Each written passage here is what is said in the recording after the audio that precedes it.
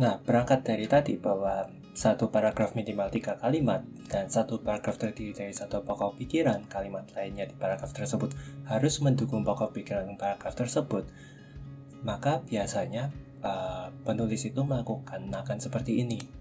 Jadi pertama dia akan mencoba mencari satu pokok pikiran terlebih dahulu. Misalkan bahwa untuk pokok pikirannya adalah pendidikan merupakan hal yang kompleks dan penting. Ini merupakan pokok pikiran. Maka dari itu, kalimat-kalimat selanjutnya harus mendukung pendidikan merupakan hal yang kompleks dan penting. Di sini saya akan beri contoh seperti 3 kalimat pendukung. Misalkan tidak mudah bagi seseorang untuk secara efektif mengajari orang lain. Itu mendukung mengenai kompleksnya, lalu banyak faktor dan kebutuhan yang mempengaruhi efektivitas. Itu juga mendukung kompleks dan penting. Lalu ada 2 faktor yang paling penting dalam edukasi, yaitu murid dan guru. Ini merupakan kalimat penutup. Lalu akan dilanjutkan dengan paragraf berikutnya. Paragraf berikutnya akan menjadi seperti ini. Murid menjadi pusat perhatian karena mereka akan menentukan kesuksesan atau kegagalan mereka sendiri. Nah, ini merupakan lanjutan dari sini. Ada 2 faktor yang paling penting. Saya membahas mengenai muridnya terlebih dahulu. Murid menjadi pusat perhatian karena mereka akan menentukan. Tanpa bimbingan, akan menjadi sangat sulit bagi mereka untuk menemukan jalan mereka. Nah, ini mendukung ini, menentukan kesuksesan dan kegagalan.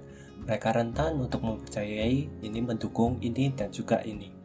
Jadi, untuk membuat paragraf yang baik, biasanya setiap kalimat akan saling mendukung ke kalimat sebelumnya dan juga ke kalimat paling pertama. Bahwa kalimat di A ini pasti akan mendukung nomor 1, kalimat di B akan mendukung kalimat A, dan kalimat nomor 1, kalimat C akan mendukung B, A, dan 1. Seperti itu. Dan juga ini akan sama seperti yang di atas.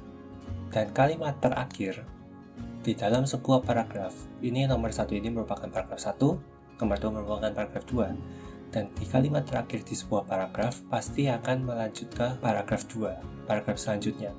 Bahwa ada 2 faktor, berarti di paragraf selanjutnya kalian pasti akan membahas faktor tersebut.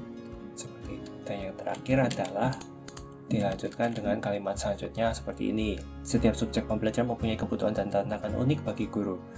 Pasti di paragraf berikutnya, pembaca akan berpikir bahwa akan dibahas subjek pembelajaran yang mempunyai kebutuhan atau tantangan unik bagi guru. Seperti itu. Nah, ini merupakan cara mendasar untuk membuat sebuah paragraf di mana kalimatnya mendukung satu dengan yang lainnya. Dan ini namanya adalah kerangka penelitian. Dan seharusnya ini dilakukan di awal sebelum kalian membuat satu paragraf utuh atau satu tulisan utuh seperti itu. Tapi kan kalian di sini sudah membuat paragraf-paragrafnya, dan kalian kesulitannya adalah bagaimana caranya untuk melihat benang merahnya. Jika kalian sudah membuat paragrafnya, tapi kalian ingin mencari tahu mana yang kalimat pokok, mana yang kalimat pendukung, apakah ini sesuai atau tidak, apakah satu kalimat ini mendukung kalimat pokok tersebut atau harus dibuat paragraf baru. Caranya seperti apa? Caranya sebetulnya sama saja seperti yang tadi. Kalian pecah-pecah menjadi kalimat pokok, lalu kalimat pendukung untuk paragraf pertama dan selanjutnya. Nah, kalau kalian sudah membuat paragraf seperti ini, cara pertama adalah biasanya kalimat pertama di paragraf itu merupakan pokok pikiran paragraf tersebut. Maka tinggal kalian copy, terus kalian kasih nomor 1 kah atau apa terserah, untuk menunjukkan bahwa ini merupakan yang pertama, kalimat pertama.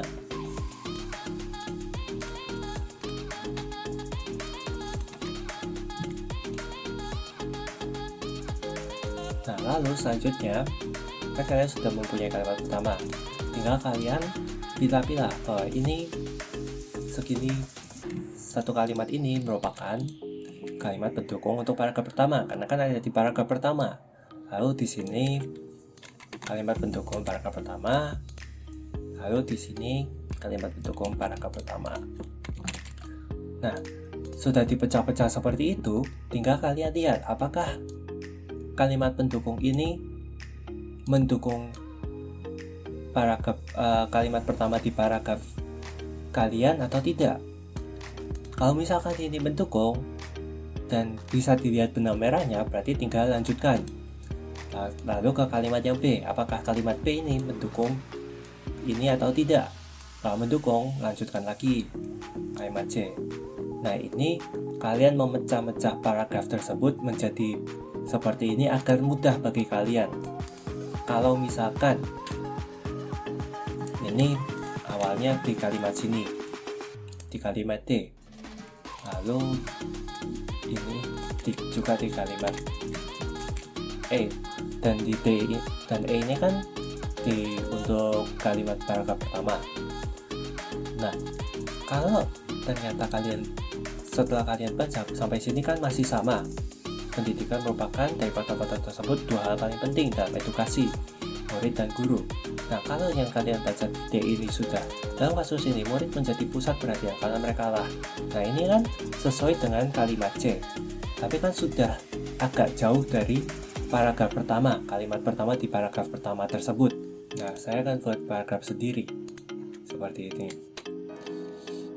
Dalam kasus ini murid menjadi pusat perhatian karena mereka lah. Nah, ini menjadi paragraf baru. Setelah itu saya akan menuliskan ini untuk A ini berarti mendukung si nomor 2 ini gitu. Dan itu seterusnya seperti itu. Tinggal kalian pilah-pilah, kalian tulis dulu kalau paragraf 1 seperti ini, paragraf 2 seperti ini, apakah sudah ada cocok atau belum, di A apakah sudah mendukung si nomor 2, atau A ternyata merupakan ide baru yang terpisah dari si nomor 2. Kalau misalkan seperti itu, tinggal kalian ubah-ubah sendiri. Lalu si C misalkan yang nomor 1 ini, apakah C ini mendukung si B, apakah si B ini mendukung si A, apakah si A ini mendukung 1. Kalau misalnya semuanya mendukung, berarti itu sudah alurnya sudah sesuai, benang merahnya sudah ada. Itu yang dinamakan benang merah. Kalau misalkan ternyata seperti tadi, sedangkan E mendukung D, tapi E sudah agak jauh dari nomor 1, D juga sudah agak jauh dari nomor 1, sebaiknya dibuat paragraf baru menjadi paragraf 2 seperti itu, terus dilanjutkan. Nah, prosesnya sama untuk paragraf-paragraf selanjutnya. Kalian lihat dulu apakah ini mendukung si D, apakah D mendukung si C, apakah C mendukung si B, apakah B mendukung si A, apakah A mendukung si 2. Kalau sudah mendukung semua, itu benang merahnya sudah ada, jadi kalian tinggal lanjutkan seperti itu. Nah, ini misalkan meskipun demikian harus diperhatikan bahwa bla. Nah, ini berarti kalau misalkan kalian membaca seperti ini, meskipun demikian harus diperhatikan bahwa selain peranan umum bagi guru yang telah disebutkan, setiap subjek pembelajaran mempunyai kebutuhan dan tantangan unik bagi guru. Nah, kalian ingat kan soal bahasa Indonesia di SMA atau di SMP? Biasanya kan kalian ketika sudah sampai kalimat terakhir, kalian disuruh nebak paragraf berikutnya kira-kira apa. Nah, di sini sama. Kalian posisikan diri kalian seperti itu. Kalian posisikan diri kalian sebagai pembaca. Memang kalian kan penulisnya, tapi kalian juga harus bisa memposisikan diri kalian sebagai pembaca. Kalau misalnya kalian hanya memposisikan diri kalian sebagai penulis, kalian menulis hal sedemikian rupa yang menurut kalian sudah betul, tapi ternyata ketika pembaca membaca, itu kan terkadang ada yang miss. Misalkan kalian menulis karena kalian sudah mengetahui topik sedemikian rupa, maka kalian menulisnya langsung tes seperti itu. Nah, tapi kan terkadang pembaca mereka kadang belum tahu topiknya seperti apa. Karena itu benang merah itu merupakan hal yang sangat penting di dalam tulisan agar si pembaca dapat menarik kembali, misalkan dari C ini dia bisa menarik kembali ke nomor 1, si B ini bisa ditarik kembali ke nomor 1, si E ini bisa ditarik kembali ke nomor 2. Nah, misalkan kalau sudah seperti ini, si E meskipun demikian berarti ya kemungkinan paling besar di paragraf selanjutnya akan membahas tentang subjek pembelajaran yang mempunyai kebutuhan dan tantangan unik bagi guru. Karena itu, ini. Nah, nomor 3 ini merupakan paragraf baru karena topiknya sudah sangat berbeda dari nomor 2. Tapi dia masih mempunyai hubungan erat dengan si E, seperti itu.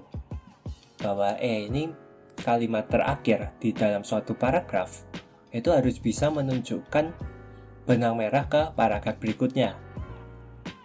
Karena itu kalimat terakhir paragraf harus bisa memperlihatkan kira-kira di paragraf berikutnya akan membahas apa, seperti itu.